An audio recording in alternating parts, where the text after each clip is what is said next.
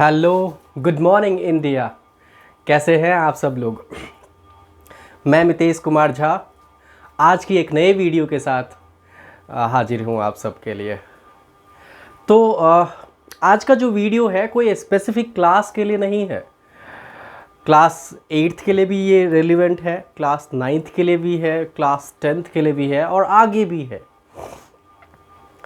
Algebra का एक बहुत बड़ा इम्पॉर्टेंट सेक्शन है और जिससे बच्चे ज़्यादातर घबराते हैं कि सर इसमें तो गलती हो जाती है। कोशिश करता हूँ सही करने की, बट जब थोड़ा सा ट्रिकी आता है ना तो पता नहीं लगता है कि बनेगा ही नहीं।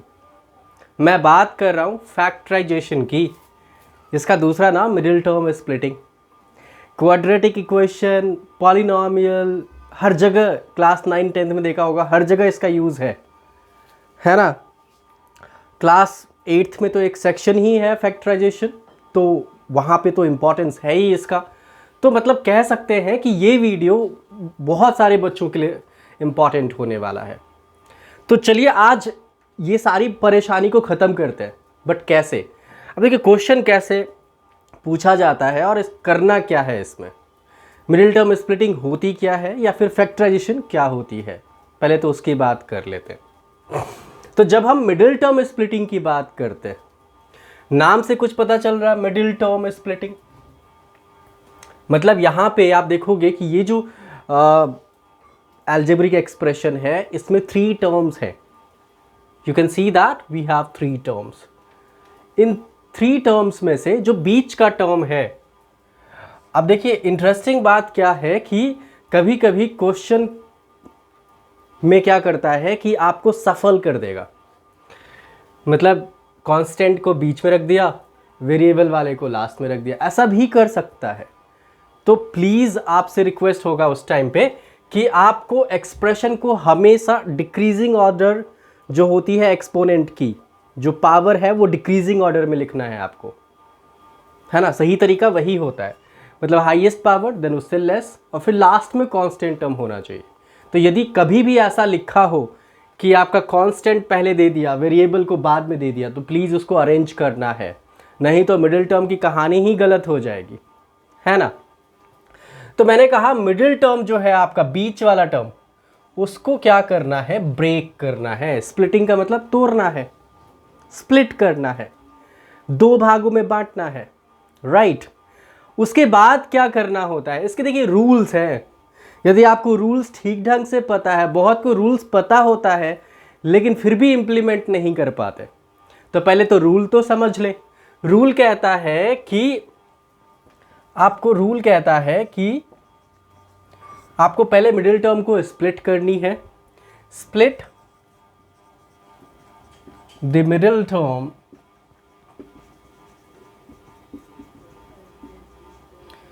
कैसे स्प्लिट करना है, इन सच अ वे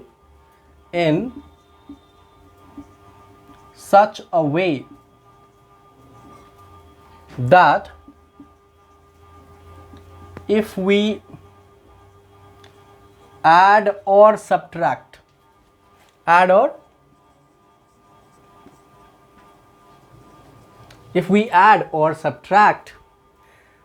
देखिए जब हम ब्रेक करेंगे मिडिल टर्म को, तो ब्रेक करने के बाद जो 2 टर्म, अभी ब्रेक करेंगे तो 2 टर्म तो बन ही गया। ब्रेक करने के बाद जो 2 टर्म हुआ उसको यदि आप ऐड करो, अब कब ऐड करेंगे कब सब्ट्रैक्ट करेंगे वो तो सिचुएशन पे होता है, ठीक है। यदि आप ऐड करो या फिर सब्ट्रैक्ट करो तो वो किसके बराबर होना चाहिए, that should be equal to the middle term only, और subtract it should be equal to the middle term only, middle term, ठीक है।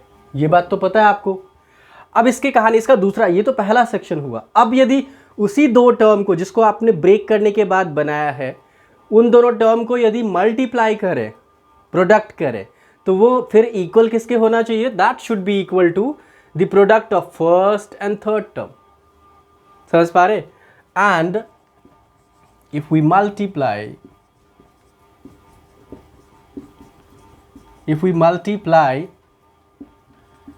it should be equal to the product of first and third term। ये बात समझ आ रहा है आपको? Rule समझ आया? This is the rule. मतलब फैक्टराइजेशन करने का, मिडिल टर्म स्प्लिटिंग करने की ये रूल है।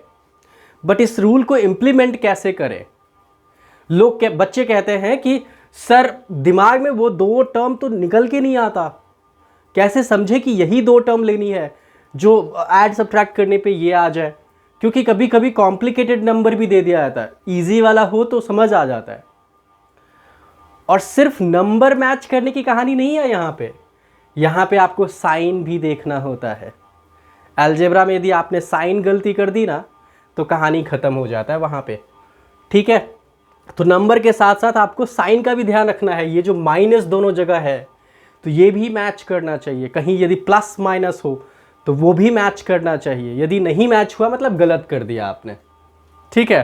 तो रूल तो कहता है कि बीच वाले टर्म को आप ऐसे ब्रेक करो कि ब्रेक करने के बाद जो दो टर्म बने उसको यदि आपने ऐड किया या फिर सब्ट्रैक्ट किया तो आपके मिडिल टर्म के इक्वल ही होना चाहिए। मतलब जिसको ब्रेक किया उसके ही बराबर होना चाहिए, ठीक है? और साथ में दूसरा पार्ट इसने ये कहा कि उन दोनों को यदि हम मल्टीप्लाई करें तो मल्टीप्लाई करने के बाद वो इक्वल किसके होना चाहिए? फर्स्ट और थर्ड का जो प्रोडक्ट होगा उसके बराबर होना चाहिए। तो चले, लेकिन इंप्लीमेंट कैसे करें इस रूल को, जो अप्लाई कैसे करें हम, जरा इस पे ध्यान देते हैं। तो देखिए अभी फर्स्ट और थर्ड का प्रोडक्ट क्या बन रहा है बताइए जरा? 12x² और साथ में नेगेटिव साइन भी है तो -12x²। तो इसको बनाने का एक ट्रिक ये होता है कि आप क्या करो, जो भी प्रोडक्ट आया फर्स्ट और थर्ड का, what ever is the product of first and third term, उसको क्या करिए आप प्राइम फैक्टराइज कर लीजिए। तो 12x² वेरिएबल का प्राइम फैक्टराइजेशन नहीं करनी है, सिर्फ नंबर का करना है। तो 12 का कर लेते हैं प्राइम फैक्टराइजेशन, आता होगा जैसे एलसीएम लेते हो आप, प्राइम नंबर होना चाहिए, प्राइम नंबर से डिवाइड करनी है। तो 2 के टेबल में जाएगा 6 जा, फिर 2 से 3 जा, फिर 3 से 1 जा। तो देखिए हमारे पास क्या बन रहा है 2 2 3। प्राइम फैक्टराइजेशन करने के बाद अब आपको क्या करनी है कि इसको ग्रुपिंग कर लीजिए। ग्रुपिंग का सेंस ये हुआ कि आपके पास दो ही ग्रुप होने चाहिए। तो अब 3 मेंबर हैं हमारे पास, उसको 2 ग्रुप में देना है, मतलब किसी 2 को 1 में रखना पड़ेगा और 1 को 1 में रखना पड़ेगा। यही तो तीन लोगों को कैसे 2 में बांटेंगे आप? 2 को 1 में रखेंगे, 1 को 1 में रखेंगे। यस, अब आधा आधा तो नहीं कर सकते ना, नंबर है। तो यहां पे क्या करेंगे सर? तो 3 कैसे करें? यदि मान के लिए 3 और 2 को साथ में लेते हैं, अच्छा जिसको भी साथ में लेंगे मतलब वहां पे मल्टीप्लाई करना पड़ेगा आपको। तो 3 2 जा 6, 6 और 2, लेकिन 6 में यदि 2 ऐड करें तो 8 होता है और 6 में 2 माइनस करें तो 4 होता है। दोनों ही केस में ये मैच नहीं हो रहा है क्योंकि इसके आगे x के आगे कोई नंबर नहीं लिखा, इसका मतलब 1 है ना? 1 है तो 1 होना चाहिए सर। आपके पास या तो 8 आ रहा है या फिर 4 है, मतलब कि ये ग्रुप काम नहीं किया। अब दूसरा तरीका देखते हैं और कैसे ग्रुपिंग कर सकते हैं। 2 और 4, 2 को यदि साथ में ले लें तो 2 2 जा 4 और साथ में ये 3 आया, तो 4 3 का यदि ग्रुपिंग करें, 4 + 3 कितना 7, काम नहीं कर रहा है। तो 4 - 3 करके देख लेते हैं। 4 - 3 1 आ गया सर। और मल्टीप्लाई तो ये हमेशा 12 होने ही वाला है क्योंकि उसी का तो प्राइम फैक्टराइजेशन किया हमने। तो मल्टीप्लिकेशन के लिए आप बेफिक्र रहिए, सिर्फ एडिशन सब्ट्रैक्शन में देखिए कि मैच हो रहा है कि नहीं इसको ग्रुप करने के बाद। तो हमने क्या किया, इन 2 को साथ में रखा है और इसको अलग रखा है, देखा। अब जैसे कि मैंने कहा था आपसे कि साइन भी मैच रखना है आपको, तो चूंकि जिसको ऐड सब्ट्रैक्ट करने पे भी नेगेटिव आनी चाहिए और मल्टीप्लाई करके भी नेगेटिव आनी चाहिए। तो यदि हम दोनों को नेगेटिव ले, -4 को भी नेगेटिव, 3 को भी नेगेटिव, तो minus into minus will become plus, but plus तो नहीं है और तो क्या कर सकते हैं, हमें किसी एक टर्म को नेगेटिव रखना होगा और दूसरे को पॉजिटिव रखना होगा, तभी तो प्लस माइनस माइनस। और साथ में जब प्लस और माइनस होगा तो सब्ट्रैक्ट हो जाएगा, ऑल्टरनेट साइन में सब्ट्रैक्ट, और सब्ट्रैक्ट हुआ तभी तो रिजल्ट 1 निकल के आएगा सर। समझ पा रहे मेरी बातों को, जरा करके देखते हैं। तो एक्स स्क्वायर माइनस 4x लिखा, प्लस 3x लिखा, माइनस 12 लिखा। समझ आ रहा है ये बात? माइनस 4x प्लस 3x, देखिए 4x में से 3x गया तो बचा ना माइनस में 1x, क्योंकि माइनस ग्रेटर है, मल्टीप्लाई करेंगे तो minus into plus minus, minus है हमारे पास। अब क्या करें, यहां पे कहानी खत्म नहीं होती है सर, यहां पे कहानी खत्म नहीं होती है। अब ये वैसे इस फैक्टराइजेशन का सबसे इंपॉर्टेंट सेगमेंट है, कह सकते हैं इंपॉर्टेंट पार्ट है ये स्टेप। जिसको आ गया समझिए कि उसने काम कर लिया, राइट। तो अब क्या करेंगे कि आप ग्रुप बनाएंगे इन दोनों में से। 4 टर्म है हमारे पास, 2 2 का ग्रुपिंग कर लीजिए। ग्रुपिंग में से कुछ कॉमन देखिए, यदि हो रहा है तो कर लीजिए कॉमन। तो यहां पे देखिए कि x कॉमन हो रही है, तो x माइनस 4 कर लिया। और इन दोनों से हम क्या कॉमन कर सकते हैं, 3 कर सकते हैं। 3 के टेबल में 12 भी आ रहा है, 3 भी आ रहा है, तो that's why we are going to make a common of 3। इधर x बच जाएगा और इधर क्या बच जाएगा सर, 3 4 जा। कॉमन करने का मतलब होता है डिवाइड करना। आप जब कॉमन करते हो ना तो you are dividing with that number. तो इसका अब रिजल्ट क्या आ रहा है, x माइनस 4 और x plus 3। This is what the factorization. तो स्प्लिट करके, इस वाले टर्म को स्प्लिट करके आप ऐसे लिख सकते हैं, जो दोनों ब्रैकेट। अच्छा इंटरेस्टिंग बात बता दूं, जब आपने कॉमन किया तो जो 2 ब्रैकेट बनी है वो हमेशा सेम वैल्यू वाला होना चाहिए। यदि आपने वैल्यू डिफर देखा, यदि किसी दोनों में से किसी में अलग अलग वैल्यू आ गया, मतलब आपने कुछ तो गलती कर दी सर। समझ आ रहा है मेरी बात? तो वैल्यू सेम होना चाहिए दोनों ब्रैकेट में, और जो सेम ब्रैकेट्स हैं उसको एक ही बार लिखनी है, और लास्ट में जो कॉमन वाला पार्ट था उसको दूसरे ब्रैकेट में लिखो। This is what. तो देखिए ये तो इजी था। यदि आप हायर क्लासेस में जाते हैं 10th में, तो थोड़ा ट्रिकी भी आता है स्प्लिटिंग के लिए, आपको रूट्स में दे देगा। तो उस तरह के क्वेश्चंस को कैसे बनाएं, प्रोसेस सब कुछ यही है, लेकिन थोड़ा सा दिमाग और लगाने की जरूरत पड़ेगी आपको। लेकिन वो दिमाग कैसे लगाएं जरा समझते हैं। Let's move on to that kind of question. Okay, तो चलिए एक और इंटरेस्टिंग क्वेश्चन को देखते हैं इसी टॉपिक पे, फैक्टराइजेशन मिडिल टर्म स्प्लिटिंग की कहानी को और आगे बढ़ाते हैं। अच्छा, जैसे आप लोग अभी समझते हैं कि अभी का जो टाइम है, एग्ज़ाम क्लास 9th वालों का या छोटे क्लासेस का लगभग ओवर हो चुका है, या फिर 1-2 पेपर बचा होगा। तो जिसका मैथ्स बच रहा होगा प्लीज़ वो तो रिवाइज कर रहे होंगे, और क्लास 10th वालों का मैथ्स का पेपर बचा है, CBSE की बात कर रहा हूँ मैं। तो उसके लिए तो मैं अलग अलग मैथ क्लास 10th के लिए अलग अलग टॉपिक लेके आ रहा हूँ, ताकि आप उसको रिवाइज कर सके।